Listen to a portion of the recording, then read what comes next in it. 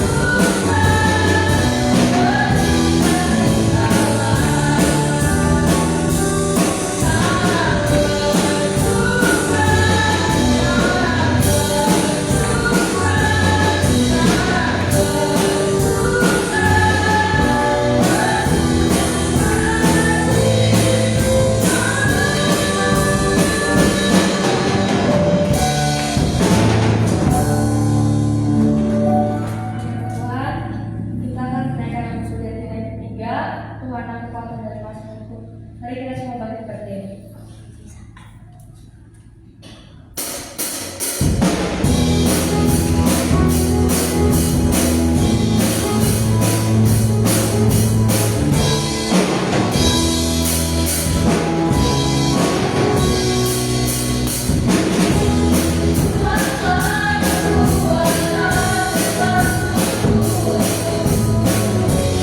Yang bukan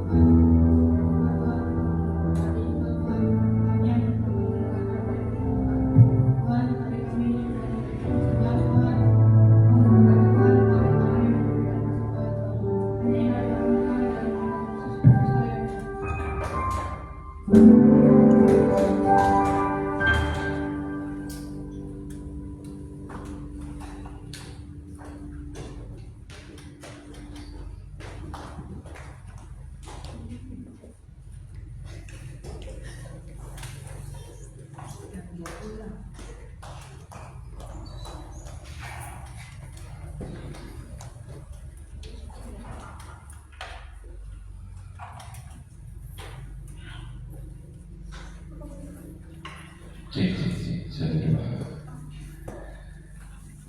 Haleluya. Puji Tuhan. Haleluya. Hari ini kita akan berbicara tentang start button. Apa sih start button?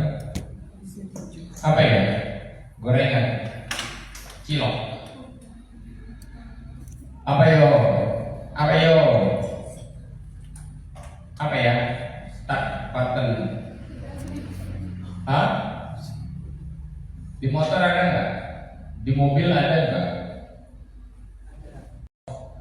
Manual untuk kita menyadari bahwa dalam diri kita pun ada start button. Dalam diri kita pun ada start button. Tapi banyakkan manusia nggak nemu. Ini parahnya kenapa saya bawa firman ini. Nggak nemu. Loh, saya hidup loh Om. Saya masih bergerak loh. Nebeng sama orang. Nebeng sama orang tua. Agama yang kamu percayai, iman yang kamu percayai, pengakuan dirimu apa masih ikut orang tua? Saya kalau orang tua saya muslim, mungkin saya muslim Om. Nah, itu nebeng. Karena orang tua saya dan keluarga saya terlahir di keluarga Kristen, maka saya Kristen. Ya enggak? Benar enggak? Ya apa ya? Artinya belum nemu start buttonnya yang kita bisa start sendiri. Start tombol itu kita tekan sendiri menurut keinginan kemauan kita. Kita cuma nebeng. Mama saya ikut ke pasar pakai mobil, saya ikut di dalam, bukan saya yang pegang kendali. Tahu-tahu sampai tua pun demikian. Kita sudah tua, nggak pernah menemukan start button dalam diri kita sendiri yang bisa kita pertanggungjawabkan. Ini yang aku mau, ini yang aku pilih, ini yang aku suka, ini keinginanku, ini kehendakku. Kita cuma ikut mulai dari kecil, dari bayi kita disusuin, diempengin, ditimang-timang sampai besar, dikasih makan, dipelihara sama orang tua terus dan terus diajar, dididik, dan terus tahu-tahu sudah tua masih ikut orang tua terus, belum pernah membuat keputusan sendiri.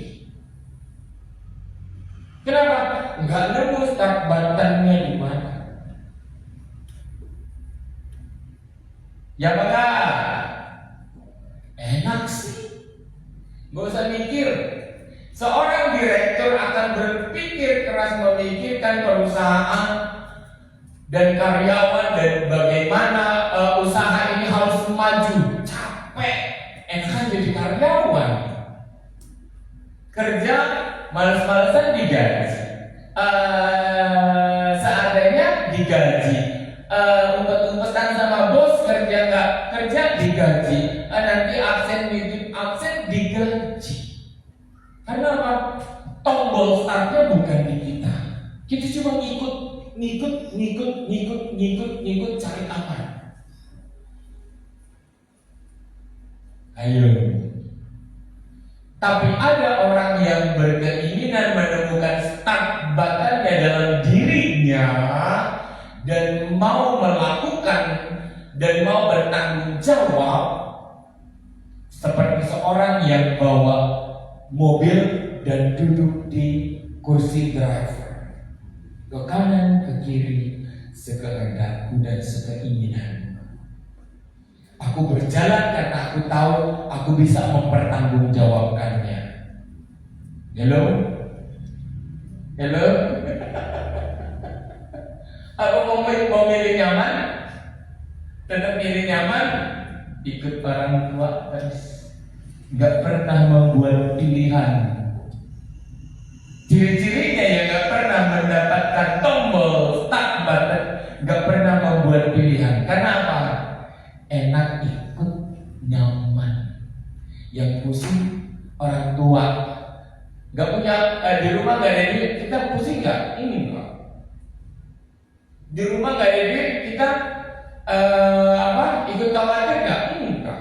Yang saya tahu, besok harus makan, pagi makan, siang makan, malam makan, harus ada. Gak enak kan? Tapi orang tua yang memegang start buttonnya, pusing. Ini dijalankan enggak ya?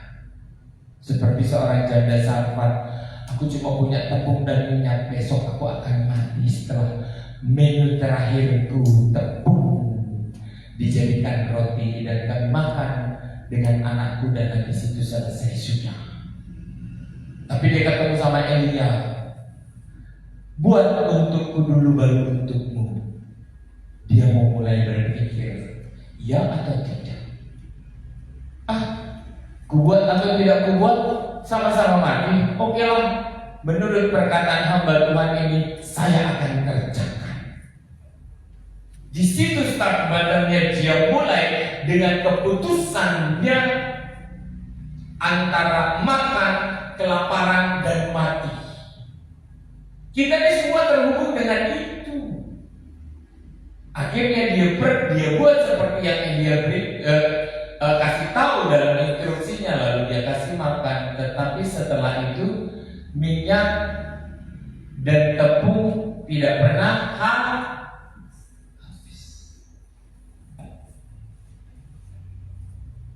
Siapa yang mau menemukan start button dalam hidupnya? Ngomong sama diri sendiri, ini tanggung jawabnya besar. Daud, dia menemukan start buttonnya. Sementara kakak-kakaknya berbondong-bondong jadi tentara, jadi orang hebat, punya tekstur tubuh yang tegak, tentara perang. Orang cenderung terkagum-kagum dengan pada masa itu menjadi tentara. Semua orang menjadi tentara. Tapi dia enggak. Biasa aja. Karena dia tahu start buttonnya dalam dirinya, bukan mengikut tren, bukan mengikut arus, bukan mengikut dunia ini, tetapi mengikut Yesus. Dia nggak ikut tren. Dia terbiasa melatih dirinya, bukan ngikut-ngikut tren dan merasa rendah diri karena dia bukan tentara. Tapi dia tahu start button yang ada di dalam tangannya.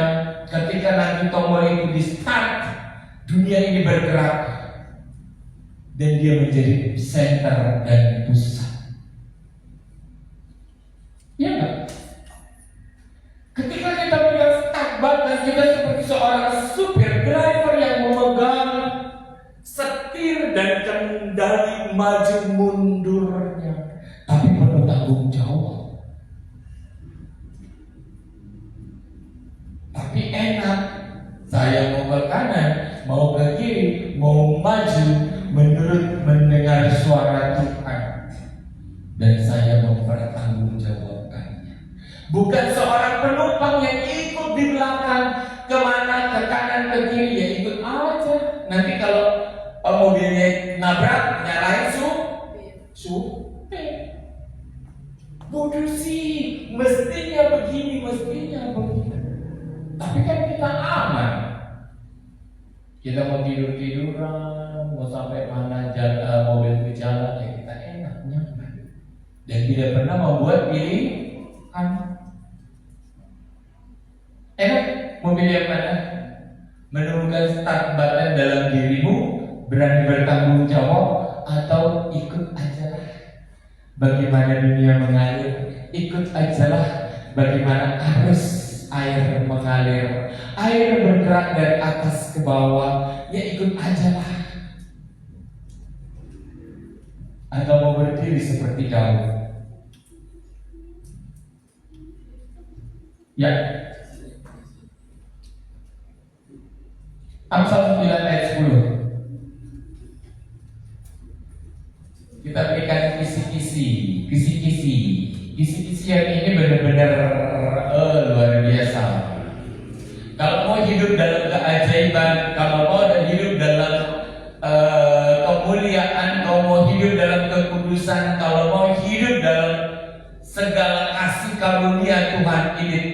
stak-batannya. Saya kasih lihat. Permulaan hikmat adalah permulaan hikmat adalah takut akan Tuhan dan mengenal Yang Maha Kudus adalah pengertian. Kalau mau pinter bertambah-tambah terus dalam diri kita, semakin dewasa kita semakin bijak, semakin pinter dan semakin ajaib dan heran. Kuncinya apa? Takut akan Tuhan. Emang apa hubungannya? Dari mana hubungannya? Emang terhubung orang takut akan Tuhan jadi pinter? Orang yang tidak takut akan Tuhan, di situlah hidupnya terjerumus dalam jerat dunia ini, nggak masuk kepada tujuan. Mereka hanya berputar-putar tujuh kali, berputar.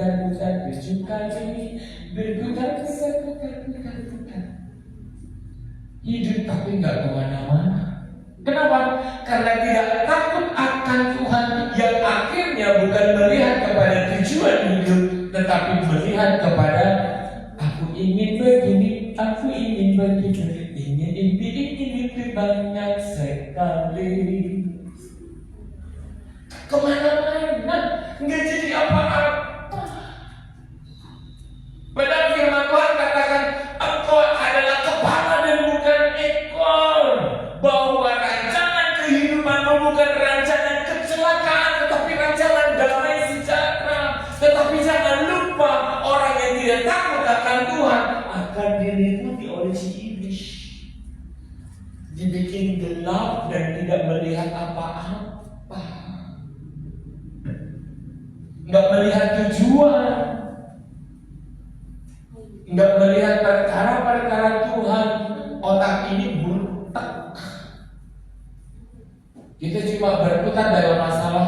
Aku nggak punya, aku kok terlahir di sini, aku kok nggak cantik, oh aku kok begini, oh aku kok begitu, oh aku kok.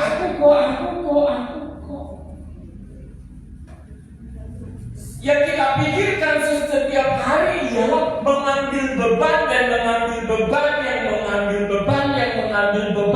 Semakin berat beban kehidupan kita dan kita malas melangkah ke tujuan Tuhan.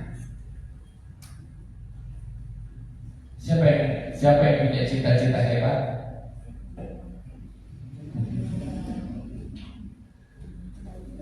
Punya enggak? Berapa persen terlaksana? Itu bagus, punya cita-cita hebat itu bagus. Tapi seberapa persen bisa terlaksana?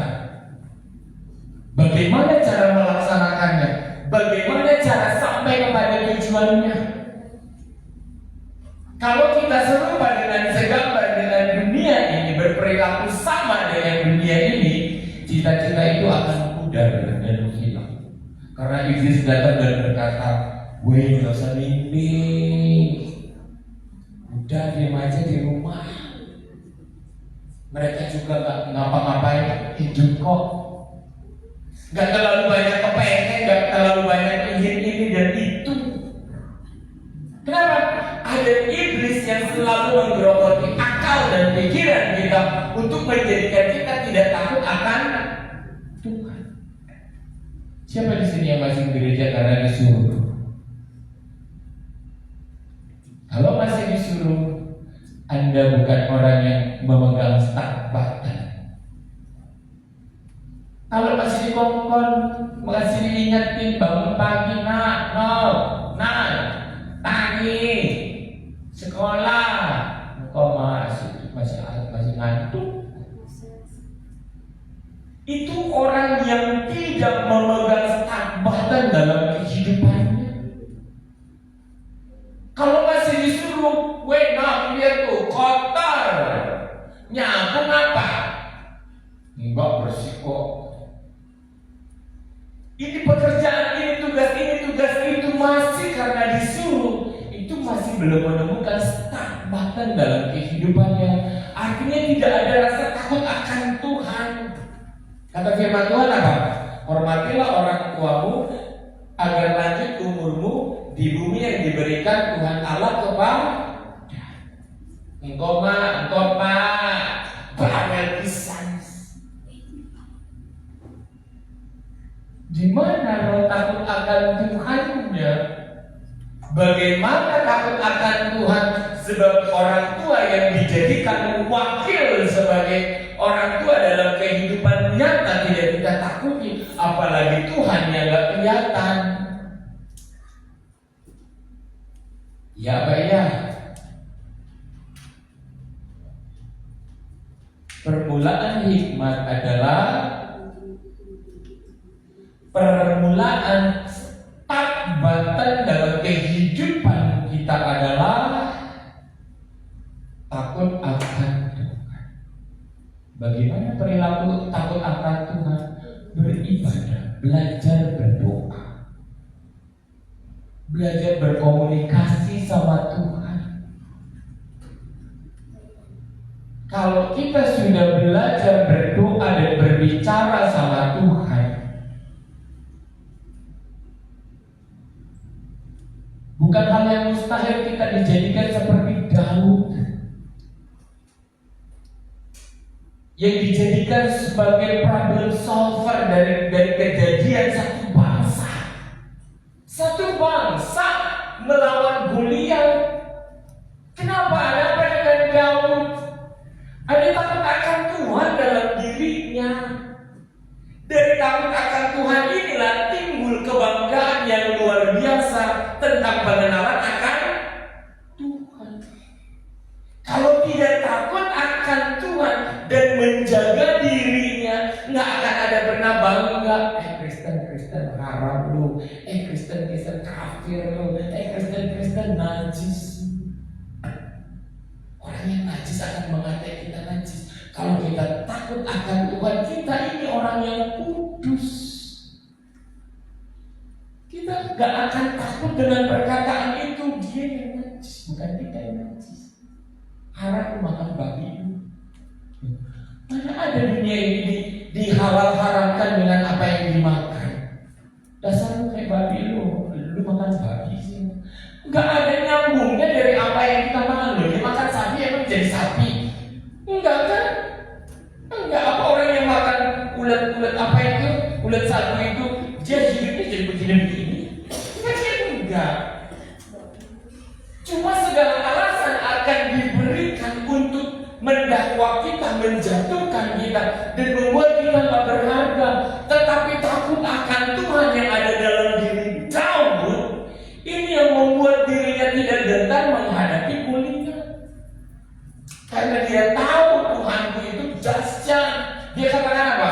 Bukan aku yang engkau hina, bukan tentara bangsa ini yang engkau hina, tetapi Tuhanku yang besar, yang menciptakan langit dan bumi ini yang engkau hina, dan aku berdiri atas dasar itu. Amin. Siapa yang pergi sekolah karena untuk memuliakan Tuhan? Siapa yang mau bekerja? Aku mau cuci piring, aku mau nyapu, aku mau ngepel, aku mau ngelipat baju, aku mau start pagi dengan berdoa, aku mau hidup memulai dengan Tuhan. Tuhan, tolong saya Tuhan, bantu saya Tuhan, tolong saya Tuhan. Orang-orang yang demikian itu yang akan bangkit dan berhasil. Tetapi orang-orang yang tidak takut akan Tuhan nggak kemana-mana. Hasilnya apa? Entar engkau.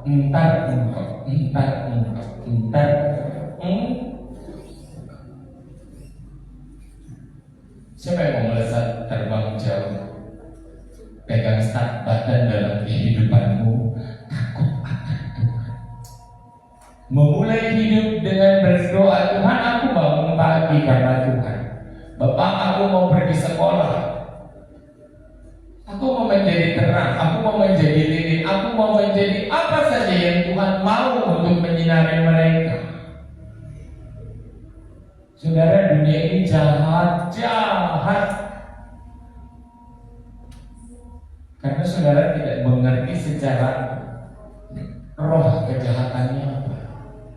Kita ini didakwa siang dan malam, dari pagi sampai malam. Kita didakwa setiap hari dari pagi sampai malam. Kalau mereka pergi sholat, dasar kafir. Gua dong 5 kali sehari beribadah, di rumah seminggu sekali. Ya enggak? Lihat makanan kita, dasar laki-laki kafir, kencingnya nggak dicuci. Kotor. Didakwa setiap hari dari pagi sampai malam setiap hari. Kalau kita ini bukan orang yang rajin berdoa, habis. Jadi kita ngikutin menurut keinginan mereka. Bangkitlah dan kenal Tuhanmu. Tuhanmu itu agung dan besar. Tuhan kita itu agung dan besar, mulia sangat, tinggi tahta kudusnya, ajaib dan heran perbuatannya.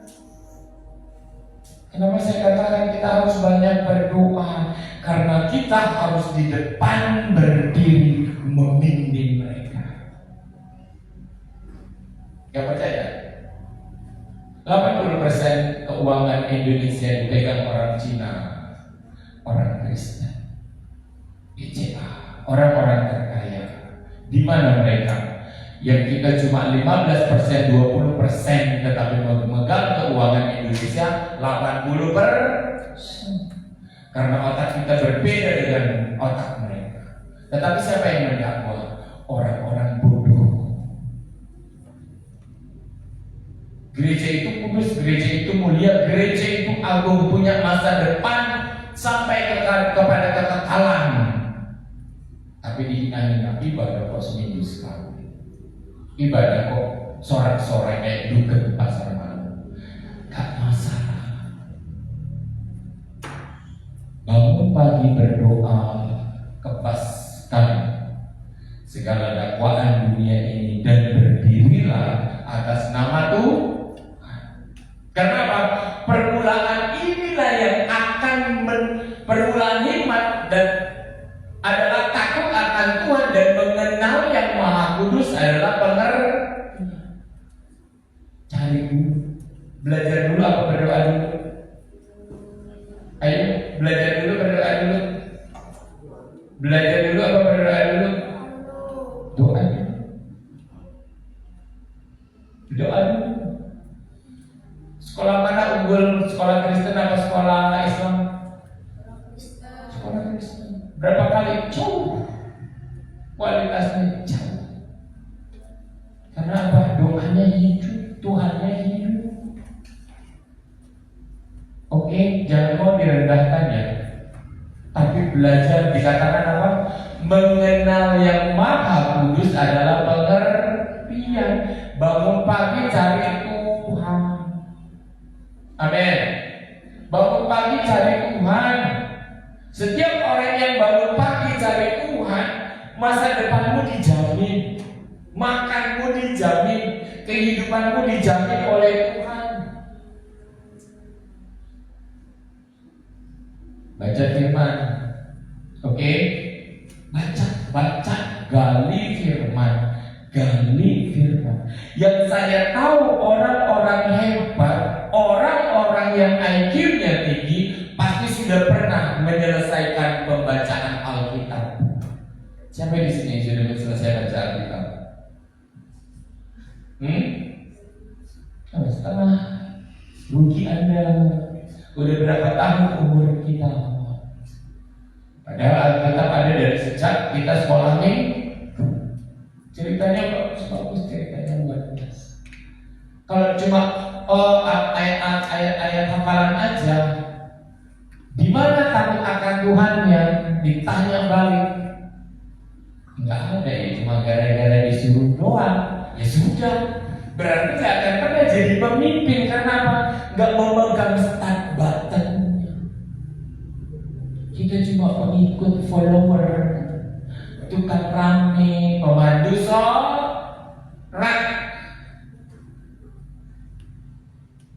Engkau adalah kepala dan bukan tim. Ya, Filipi 3 ayatnya yang ke-10. Anak-anak muda, remaja, mulai cari Tuhan. Amin. Orang yang mengenal Tuhan akan tahu kekudusan. Orang yang mengenal Tuhan akan tahu masa depan. Orang yang mengenal Tuhan akan memimpin. Orang yang mengenal Tuhan akan berdiri dengan tegar, dengan tidak takut. Yang dikehendaki ialah apa? Yang dikehendaki ialah mengenal Dia dan kuasa kebangkitannya dan persekutuan dalam penderitaannya, di mana aku menjadi serupa dengan Dia dalam kemuliaan. Bukan aku Tuhan, tetapi kehendak-Mu yang jadi. Tiap pagi Tuhan, aku mau jalan Tuhan. Ajar aku bukan berjalan dengan keinginanku, tetapi aku melihat keinginan Tuhan yang hidup dalamku. Haleluya. Mulai proses hidup kita berjalan dengan Tuhan, ini keren banget. Kita akan merasakan kesaksian-kesaksian. Aku ditolong Tuhan loh. Aku tadi mestinya begini, tapi karena pertolongan Tuhan, saya tahu itu karena pertolongan Tuhan. Buat orang-orang yang mencari Tuhan pasti ada kesaksian. Kenapa dalam diri orang Kristen yang lain nggak pernah ada kesaksian? Karena nggak menyerahkan diri dan nggak mengenal Tuhan, dan nggak mau berjalan bareng sama Tuhan. Kalau kita berjalan bareng sama Tuhan, kita akan lihat cara Tuhan menjaga, melindungi, dan mulut ini dengan berani berkata, tadi tuh ya, kalau bukan Tuhan ya, hampir aja. Tapi saya tahu, pasti itu tangan Tuhan yang jaga saya. Itu perbedaan hidup orang yang jalan bareng sama Tuhan dengan orang ya sudah nggak kenal Tuhan, masih hidup ya udah. Tapi orang-orang yang mengenal Tuhan dan yang menghendaki pengenalan akan Tuhan, duduk di kelas juga nyerap, pengetahuan itu nyerap. Otak kita ini kayak spon, menyerap perkataan-perkataan pengetahuan. Tapi kalau kita nggak berjalan dengan Tuhan, mental, keluar kanan, masuk kanan, keluar kiri, masuk kiri, keluar kanan. Ngerti nggak? Enggak. Nggak semua orang juara juga akan sukses masa depannya cari alasan-alasan. Tapi orang-orang yang kepengen mengenal Tuhan, pagi-pagi sudah berdoa dan baca firman pagi-pagi, dia seolah-olah dibaharui setiap hari. Orang yang berdoa tiap pagi dan baca firman seolah-olah seorang yang mandi dan menguduskan dirinya, menyucikan dirinya, membasuh rohnya. Tampilan luar sih keren, dalamnya kayak gembel, nggak pernah gereja, nggak pernah doa, nggak pernah adus. Dua pandangan di dalam perjalanan dunia ini, secara badani dan secara roh. Secara badani kita harus bersih, secara roh berdoa dan baca firman, doa baca firman, doa baca firman. Yakin baca buku pendidikanmu gampang. Gampang. Kenapa? Ilmu pengetahuan itu Yesus, firman itu adalah Dia. Dunia ini gak akan bergerak sekehendak Tuhan Yesus. Kalau Tuhan gak mengkehendaki, ada Twitter, ada Facebook, ada TikTok, ada Google, ada AI, itu semua gak jadi. Karena akhir masanya sudah dekat, dibukakanlah informasi yang tidak bisa dibatasi oleh jarak dan waktu, dan ruang semua orang bisa membuka sosial media dan melihat dan mendownload firman Tuhan. Kalau dulu apa? Kita nyebar firman, bacok, halal darahnya. Iya kan? Dari zaman di Indonesia ini beberapa kali itu sejarah, semua dibunuh, semua digenosida, tersisa cuma 10%, gak apa-apa, yang penting memeluk agama itu. Sadis. Kalau ada orang yang berbicara, berkhotbah tentang firman, kristenisasi, bunuh dia, penjarakan dia. Sekarang kebebasan terjadi. Tinggal memilih siapa yang mau jadi anak terang dan siapa yang tetap di dalam kegelapannya. Ini masanya, karena sudah di akhir zaman. Semuanya itu sekehendak daripada Kristus Yesus yang adalah Tuhanmu dan Tuhanku. Haleluya. Kita ini harus banyak. Kita sudah mengenal. Arab adus pagi-pagi baca doa, baca firman. Adus. Aja badannya baik sih adus, rohnya enggak. Kita baca firman, jangan kayak orang gila, orang gembel, nggak pernah baca firman. Orang yang nggak pernah baca firman, nggak tahu kekudusan. Orang yang tanpa kekudusan tidak mungkin melihat siapa? Melihat Allah.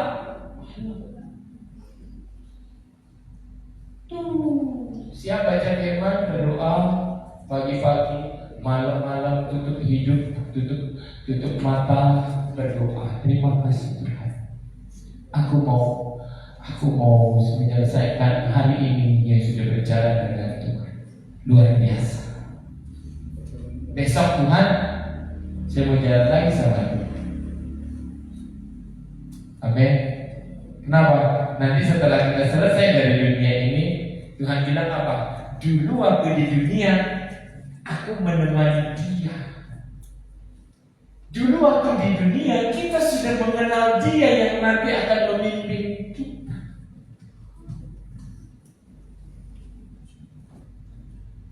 Jangan kita hidup di dunia gak pernah kenal Yesus, gak pernah jalan bareng. Kasihan. Hello. Kasihan. Dia menyediakan dirinya untuk dikenal, tapi kita gak mau kenal. Dikatakan apa? Yang ku kehendaki ialah mengenal dia dan kuasa kebangkitannya. Siapa yang seperti Yesus yang bisa bangkit dan menyelesaikan problem kematian? Ada di pihak kita dan bersahabat dengan kita. Katakan dalam dirimu, Yesus adalah sahabat. Aku mengenal dia. Ketika kita berpindah hidup nanti kepada kehidupan yang baru, yang memimpin itu adalah aku kenal dia. Dia sahabat. Bukan seperti seorang kita warga Indonesia mengenal presiden, kita mengenal Presiden Jokowi, tapi Jokowi tidak kenal kita. Tapi dia Yesus yang kita mengenal dia dan dia mengenal kita. Karena dia adalah roh. Itu bedanya. Makanya dikatakan yang ku kehendaki ialah mengenal dia dan kuasa kebangkitannya dan persekutuan di dalam penderitaannya. Kalau Yesus tidak mati, dia gak bisa terpisah. Hari ini ada di dalam hati Tolsi, ada di dalam hati Maria, dan di dalam hati kita semua. Tapi karena kebangkitannya, dia ada dalam saya, dia ada di dalam kamu. Amin. Sama-sama mengenal.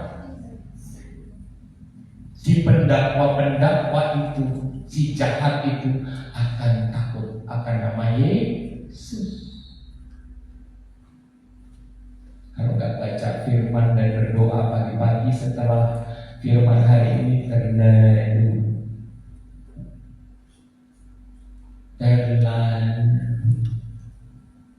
Kuasanya itu kuasa di bumi dan kuasa di angkasa, kuasa di bumi dan kuasa di surga.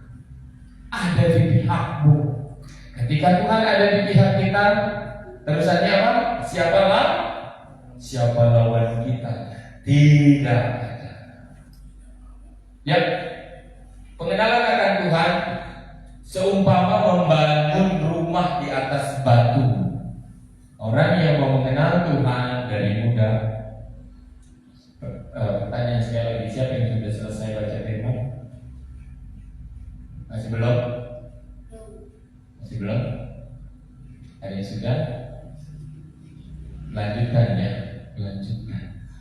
Itu ilmu, itu membuka akar pikiran.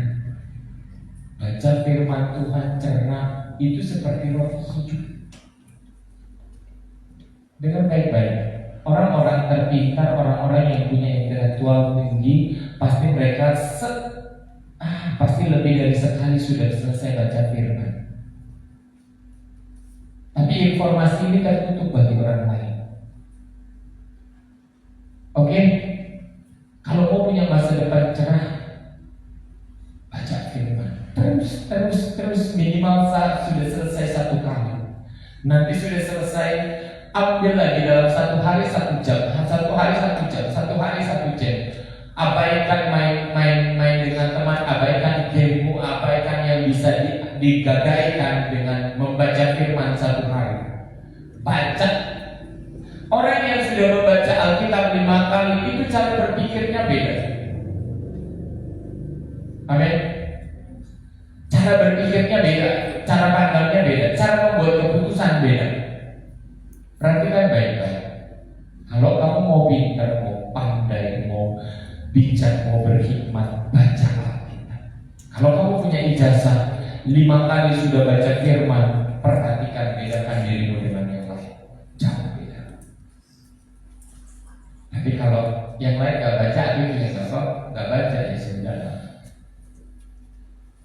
Pengenalan akan Tuhan akan membuat kita memiliki jalan yang kekal. Jalan yang kekal. Kenapa? Di mana jalan kekalnya?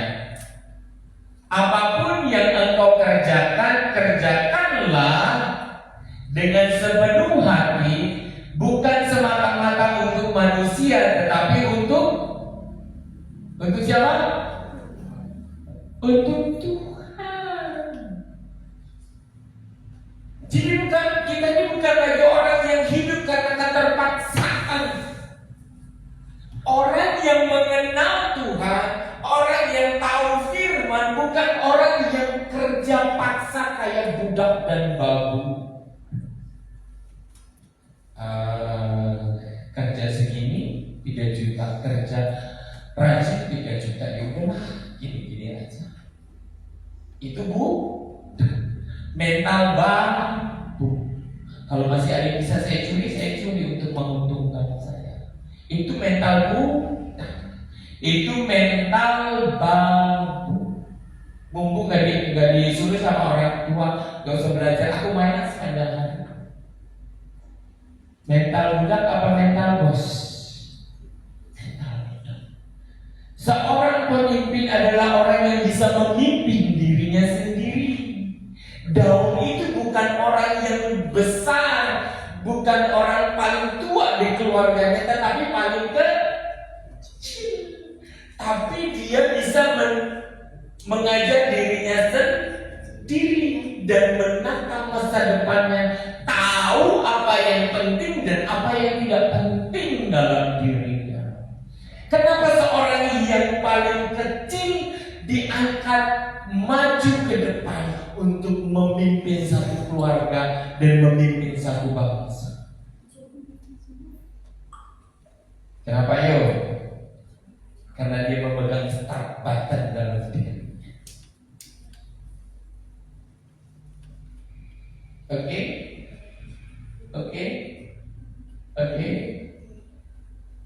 Kalau gak nemu start button,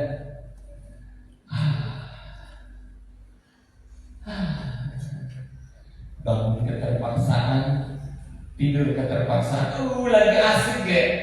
kudu tidur. Engkau maning bisa kasih. Nanti kalau udah mamanya pergi, papanya pergi, main lagi. Mental bos, mental pemimpin, apa mental budak? Mental budak. Karena apa? Dia nggak takut akan Tuhan. Dia nggak bisa memimpin dirinya sendiri. Aku mau bebas, aku mau merdeka, aku mau bisa membuat keputusanku sendiri. Aku mau bagaimana seperti saya, seperti yang aku mau. Pergi dengan teman-temannya. Yang ngapain? Mukanya dicoret-coret, tangannya ditato-tato. Udah penuh tato, pengennya matanya ditato. Jadi kayak saya. Padahal firman Tuhan, tubuhmu itu adalah baitnya Tuhan. Bait Tuhan itu di mana Tuhan mau berdiam dan berkarya. Dia berkarya sendiri, dicoret-coret. Keren gak? Keren gak? Naga, wah sini ini apa namanya, Raja Wangi. Ini ada nih, ya ada bulu terbangnya. Sini belum pimpin, belum gereja. Tidak berkarya, tidak membiarkan Tuhan berkarya dalam dirinya, tidak membiarkan Roh Tuhan berkarya dalam dirinya. Dia coret-coret sendiri. Terus jadi apa? Di pinggir jalan cuma minta-minta receh gopek. Kasihan kan? Takut akan Tuhan, bersekutu dengan Tuhan. Amin. Punya waktu banyak kan? Punya waktu banyak kan? Baca firman, bersekutu dengan Tuhan. Tuhan itu keren.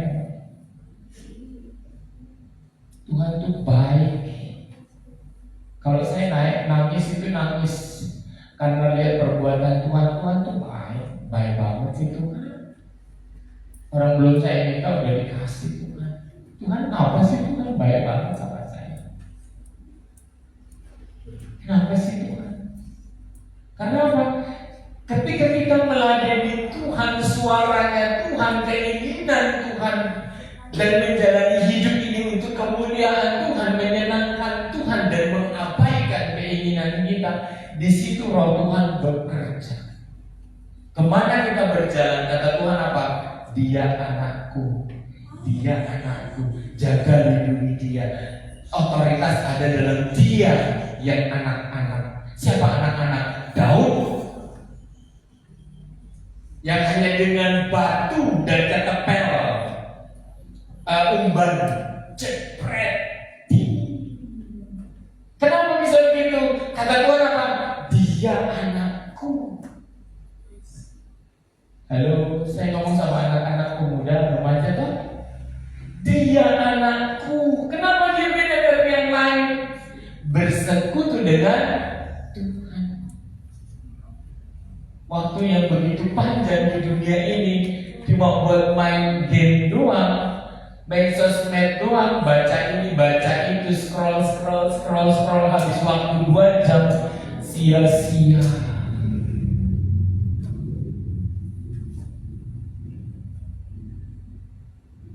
Mau diberkati? Cari berkat. Seberapa banyak berkat terima dari Tuhan? Seberapa yang kau bayar sama Tuhan? 1 jam 1 hari kamu akan terima kemuliaannya terus dan terus. 1 jam komitmen sama Tuhan. Orang yang membuat komitmen sama Tuhan seperti seorang yang membangun rumah di atas batu. Ketika datang badai besar pun nggak akan goyah. Amin. Mau bayar harga sama Tuhan? 1 jam Tuhan buat Tuhan. Aku mau memuji Tuhan. 1 jam Tuhan. Aku mau bayar harga sama Tuhan. Ini Alkitab harus selesai tahun ini. Tuhan kalau bisa 6 bulan. Nanti itu makin kecepatan membaca itu akan semakin baik. Dari 1 tahun jadi 6 bulan. Dari 6 bulan jadi 3 bulan. Baca firman. Kamu akan lihat caramu berhikmat dan memberikan keputusan. Anak-anak Daud itu anak-anak bukan orang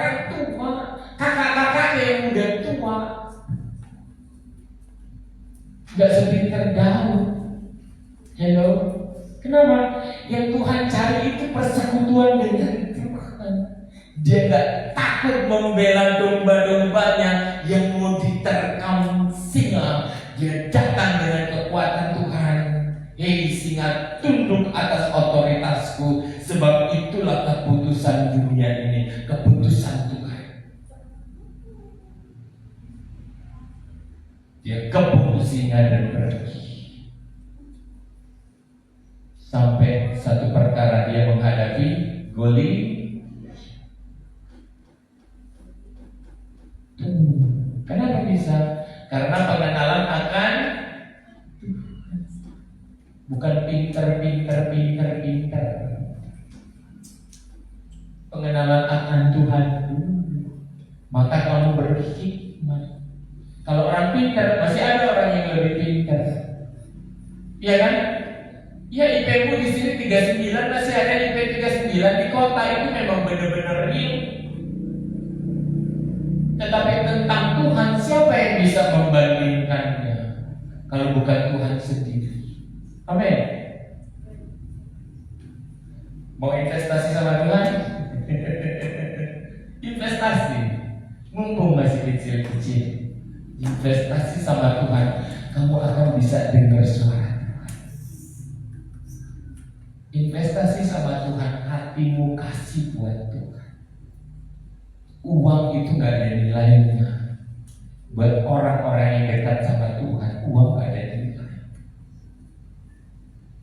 Pengenalan akan Tuhan akan membuat kita memilih partner yang sejalan dan meninggalkan orang-orang yang berpikiran sementara. Lihat tata hidupmu, tata caramu berdoa, tata cara hidupmu membuka hari dengan berdoa dan baca firman. Orang-orang yang biasa mencemarimu di sekelilingmu setiap hari, mereka akan tersingkir sendiri. Dan akhirnya berjalan dengan orang-orang yang satu roh. Roh apa? Roh kekudusan. Bukan roh orang-orang yang mencemarimu. Enggak usah pilih-pilih teman, aku mau berteman dengan ini, aku ini enggak. Dengan caramu menata hidup, menata hari, menata duniamu, menata cara berpikirmu, orang kalau nggak nyambung dengan pembicaraanmu, dia akan pergi dan berjalan dengan orang-orang yang satu. Haleluya. Di situ kamu akan naik terus dan naik terus dan naik terus. Dunia ini akan melihat siapa kamu dan menempatkan dan mendudukkan kamu di posisi yang baik. Dimulai dari kapan? Start buttonnya mana? Tarik dalam dirimu. Gak tahu besok pagi pada berdoa dan baca firman gak? Bukan saya yang pegang. Yang pegang start buttonnya siapa? Diri sendiri. Saya cuma ngomong karena saya sudah melakukannya dan saya menemukannya.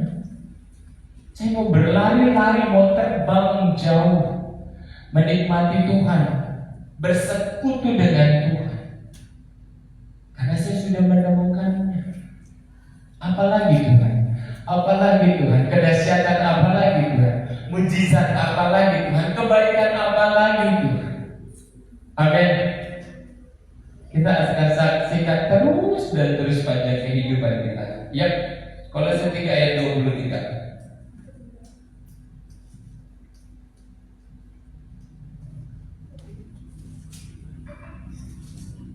Oh, jadi orang diberkati, mau pegang teguh firman hari ini, hidupmu tidak akan goyah.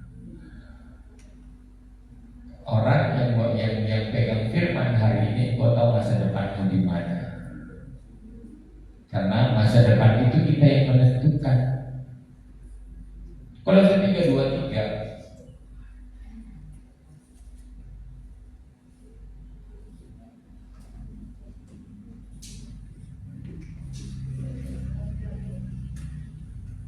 Mau menentukan masa depan hari ini? Mau investasi? Kasih 1 jam sama Tuhan. 1 jam. Kalau orang sudah mendapatkan kebaikannya, saya kasih Tuhan 2 jam.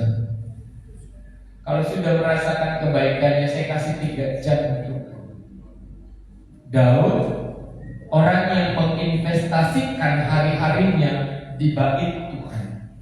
Lebih baik 1 hari di pelataranmu daripada 1000 hari main game. Daripada 1000 hari scroll ke sosial media.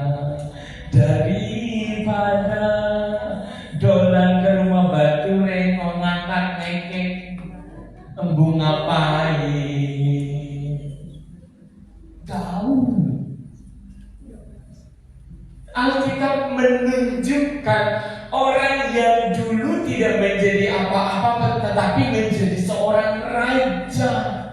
Dan rajanya itu raja yang mengikat hati Tuhan.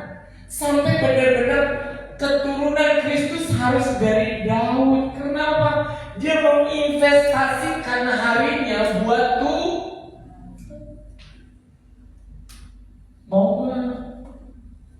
Mau nggak lihat nanti suamimu Tuhan yang pilih? Hello, mau nggak teman-temanmu yang datang kepadamu Tuhan pilih? Tuhan yang bawa mendorongmu dekat dengan Tuhan. Pacarmu tuh itu yang Tuhan sodorkan, orang yang baik. Itu secara natural akan terjadi. Dari kapan? Dari investasi sekarang. Saya mau mulai hidup, mungkin gak saya bukan anak hamba Tuhan. Tapi ketika saya menemukan start button dalam kehidupan saya mau mulai hidup dan menginvestasikannya dengan baca Alkitab. Saya mau mulai hari dengan Tuhan. Sampai hari-hari itu akhirnya berubah. Dan teman-teman yang di sekitarku adalah orang-orang yang berbicara tentang firman. Sampai finalnya saya diantar ke sekolah Alkitab. Sampai dari sekolah Alkitab ngajobrok nih nenek. Enak gak? Gak cari-cari siapa ya Tuhan? Itu bukan Tuhan. Di sekolah Alkitab itu banyak perempuan cantik-cantik dan rohani. Mana ya Tuhan? Nyantai aja. Sampai satu harinya ya Tuhan atur semua baik. Dimulai dari kapan? Sekarang. Amin. Mau nanti gak pusing dengan teman-teman yang ada di sekitarmu, orang-orang baik. Kalau kamu baik, orang-orang yang di sekelilingmu adalah orang-orang baik. Kalau kamu belajar gak kecewa sama Tuhan dan merasa bahwa itu adalah prosesnya Tuhan, kamu disakiti, kamu dikhianati, kamu diabaikan, kamu dicerca, katakan Tuhan baik. Itu cuma suatu proses seleksi mendatangkan dan mencabut teman-teman yang setia sampai akhirnya orang-orang yang di sekitar kita adalah orang-orang yang setia. Haleluya. Amin. Kok tahu sih amin? Yuk Kak Mai. Benar ya. Saya mau investasikan hidupnya sama Tuhan. Siapa yang mau lihat masa depannya berharga dan mulia, bergerak, mencintai Tuhan, mengasihi Tuhan.